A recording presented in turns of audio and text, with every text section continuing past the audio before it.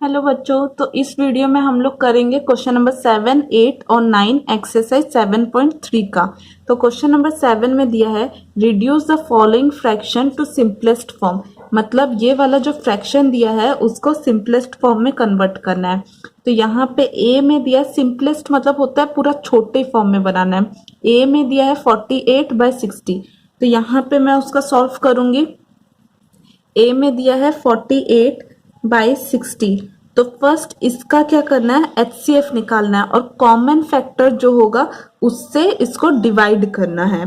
तो इसमें देखिए कॉमन फैक्टर होगा 12 हो रहा है। ये कॉमन फैक्टर्स आप इजीली छोटे छोटे से भी पहले आप डिवाइड कर सकते हैं। जरूरी नहीं है कि आपको हाईएस्ट फैक्टर ही लेना है, आप 2 से ले सकते हैं, नहीं तो उसके बाद ये 3 में अगर आता है तो 3 से ले सकते हैं ऐसे। तो फिर ये वाला मुझे पता है दोनों 12 में आता है, तो 12 से मैं इसको डिवाइड कर दूंगी, डिवाइडेड बाय 12। इसका आप HCF निकाल कर भी कर सकते हैं। HCF निकालने से आपको इसका कॉमन फैक्टर पता चल जाएगा। तो यहाँ पे 12 आ रहा है, इसका मतलब 12 से मैं डिवाइड कर दूंगी इसको। 12 के टेबल में 48 कहाँ आता है, 4 जा। 12 के टेबल में 60 कहाँ आता है, 5 जा। तो ये हो गया इसका सिंपलेस्ट फॉर्म। उसके बाद देखिए 4 और 5 में कोई और इसका कॉमन फैक्टर है नहीं, मतलब 4 और 5 ऐसा कोई नंबर नहीं है जिसके टेबल में 4 भी आता हो 5 भी आता हो। तो इसका आंसर हो गया 4/5। तो यहाँ पे 48 ये वाला मैंने कैसे किया, 48 और 60 इसका कॉमन, इसका फैक्टर्स क्या क्या है, 1 है, 2 है, इसका फैक्टर 3 भी है, 4 भी है, 6 भी है, 8 भी है, 7 नहीं है, 9 नहीं है, 10 नहीं है, 11 नहीं है, 12 है, 16 है, 24 है, 48 डायरेक्ट है। वैसे ही 60 का क्या है, 1 है, 2 है, 3 है, 5 है, उसके बाद 4 तो है नहीं, 5 4 भी है, 4 है, 5 है, 6 है, 10 है, 12 है, 11 13 में तो आता नहीं है, 14 में भी नहीं आता, डायरेक्ट 15 है, 20 उसके बाद है, 30 है और 60 है। तो यहाँ पे देखिए यहाँ पे 12 है और यहाँ पे 12 है, तो दोनों 12 के टेबल से आता है, 12 के टेबल में आता है, इसलिए मैंने 12 से डिवाइड कर दिया। तो इसका सिंपलेस्ट फॉर्म निकल गया। तो इसका HCF कितना है, 12। तो इसीलिए मैंने 12 से इसको डिवाइड किया। आई होप आपको क्वेश्चन नंबर 7 का A समझ आया होगा। अब मैं क्वेश्चन नंबर 7 का B कर बताऊंगी आपको। बी में दिया है 150/60। 150/60 अगर आपको पता है ये कौन से टेबल में आता है तो आप डायरेक्ट डिवाइड कर सकते हैं। मतलब ये मुझे पता है 10 के टेबल में आता है तो मैं डायरेक्ट 10 से डिवाइड कर सकती हूँ इसको। तो यहाँ पे देखिए 0 0 है, मतलब 10 के टेबल में आता होगा, तो फिर मैं क्या कर सकती हूँ, इसको 10 से डिवाइड कर सकती हूँ डायरेक्ट। नहीं तो आप HCF भी कर सकते हैं, जरूरी नहीं है कि मतलब आप ऐसे करें। 10 के टेबल में मेरे को ये पता है तो मैं HCF नहीं निकाल रही हूँ, तो ये दोनों 0 0 है, मतलब 10 के टेबल में आता होगा। उसके बाद 15/60 है, 6 है, तो 15/6 3 के टेबल में आता है, तो मैं इसको 3 के टेबल से डिवाइड कर रही हूँ। दोनों में सेम नंबर होना चाहिए, जैसे मैंने 10 लिया, यहाँ पे 3 लिया, तो 3 के टेबल में 15 कहाँ आता है, 3 5 जा। 3 के टेबल में 6 कहाँ आता है, 2 जा। तो ये हो गया 5/2। तो इसका आंसर हो गया 5/2। तो क्वेश्चन नंबर 7 यहाँ पे खत्म होता है। CDE आप खुद करिएगा, कुछ डाउट है तो मुझे कमेंट सेक्शन में पूछेगा। अब हम करेंगे क्वेश्चन नंबर 8। क्वेश्चन नंबर 8 में दिया है Ramesh had 20 pencils, शीलू had 50 pencils. Ramesh के पास 20 पेंसिल है, 20 पेंसिल था, सीलू के पास 20 पेंसिल था, जमाल के पास 80 पेंसिल था। आफ्टर 4 मंथ 4 महीने बाद Ramesh used up 10 pencil. Ramesh ने यूज कर लिया 10 pencil. Seelu used up 25 pencils. Seelu ने 25 पेंसिल्स यूज किया और जमाल ने 40 पेंसिल यूज कर लिया। 20 था, रमेश ने 10 यूज कर लिया। 50 था सीलू के पास, उसने 25 यूज कर लिया। जमाल के पास 80 था, उसने 40 यूज कर लिया। What fraction did each use up? What fraction did each use up? मतलब आपको हर एक का निकालना है कितना फ्रैक्शन उन्होंने यूज किया। ईच मतलब एक एक का निकालना है। फर्स्ट मैं रमेश का निकालूंगी। तो रमेश के पास टोटल कितना था, 20 पेंसिल था, तो उसने यूज कितना की, रमेश के पास 20 पेंसिल था, उसने यूज किया 10 पेंसिल्स। तो रमेश ने कितना किया, रमेश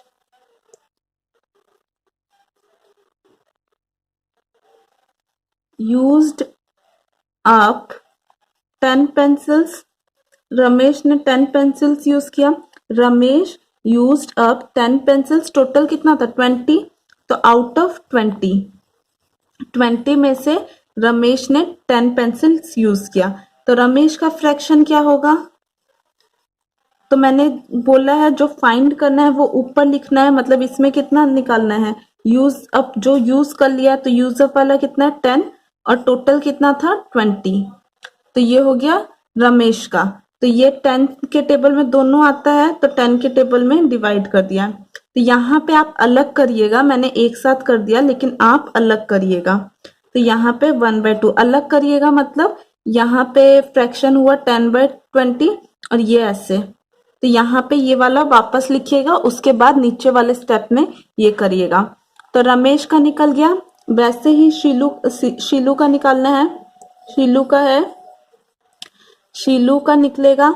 20 में से कितना यूज किया 25, मतलब 25/50, 20 में से नहीं 50 में से उसने 25 यूज किया, तो यहाँ पे Sheelu used up 25 pencils out of 50, तो 25/50, तो ये 25/50 दोनों कौन से टेबल में आता है, 25 के टेबल में ही आ जाता है, 25 डिवाइडेड बाय 25, ये कितना हो 1/25, 2 जा 50 होता है, तो 1/2 आया।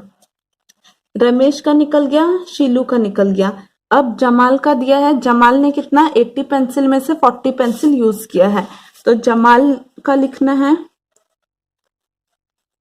जमाल ने कितना है 80 में से 40 यूज किया, तो 40/80, या फुल स्टेटमेंट के साथ लिखिएगा, Jamal used up 40 pencils out of 80, जितना यूज किया 40 पेंसिल्स आउट ऑफ 80, तो मैंने यहाँ पे ऐसे ही कर दिया है, बस रमेश का स्टेटमेंट लिखा है, आप शीलू और जमाल का लिखिएगा।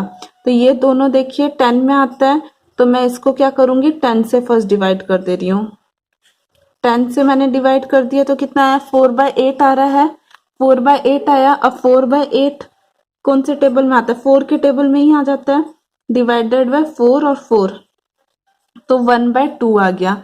तो यहाँ पे सबका फ्रैक्शन निकल गया, फर्स्ट का फ्रैक्शन 1/2, शीलू का फ्रैक्शन 1/2, जमाल का फ्रैक्शन 1/2। उसके बाद क्या दिया है क्वेश्चन में, उसके बाद दिया है check if each has used up an equal fraction of her or his pencil, तो उन्होंने इक्वल फ्रैक्शन यूज किया है कि नहीं, सारे लोगों का इक्वल फ्रैक्शन में है कि नहीं। तो यहाँ देखिए 1/2 1/2 1/2, तीनों का 1/2 में है, मतलब ये इक्वल फ्रैक्शन है। जब सिंपलेस्ट फॉर्म सेम आएगा सबका, वो होता है इक्वल फ्रैक्शन, नहीं तो इक्विवेलेंट फ्रैक्शन। ये दोनों का मतलब होता है सेम, मतलब सबका अगर फ्रैक्शन सिंपलेस्ट फॉर्म में सेम आता है तो यहाँ पे क्या होगा चेक इफ, तो यस लिखिएगा, यस एवरीवन, यहाँ पे yes check if each has used up the equal fraction of his और हर पेंसिल्स। तो यहाँ पे क्या होगा सबका सेम आ रहा है, तो यहाँ पे लिखिएगा yes each has used up an equal fraction that is 1/2। तो आई होप आपको समझ आया होगा क्वेश्चन नंबर 8। अब हम करेंगे क्वेश्चन नंबर 9। क्वेश्चन नंबर 9 में दिया है मैच द इक्विवेलेंट फ्रैक्शन, मतलब मैच करना है इक्विवेलेंट फ्रैक्शन जो है, and right 2 more each case, और 2 और एग्जांपल्स देने हैं आपको। मतलब जैसे अगर ये 2/3 है तो इसका इक्विवेलेंट फ्रैक्शन का और भी 2 एग्जांपल देना है। तो यहाँ पे 250/400, तो ये वाला 10 के साथ फर्स्ट 25 250/400 10 के साथ डिवाइड हो जाता है। 10 के साथ देखिए दोनों डिवाइड अगर मैं करूंगी तो कितना आएगा, यहाँ पे 25/40 आ गया।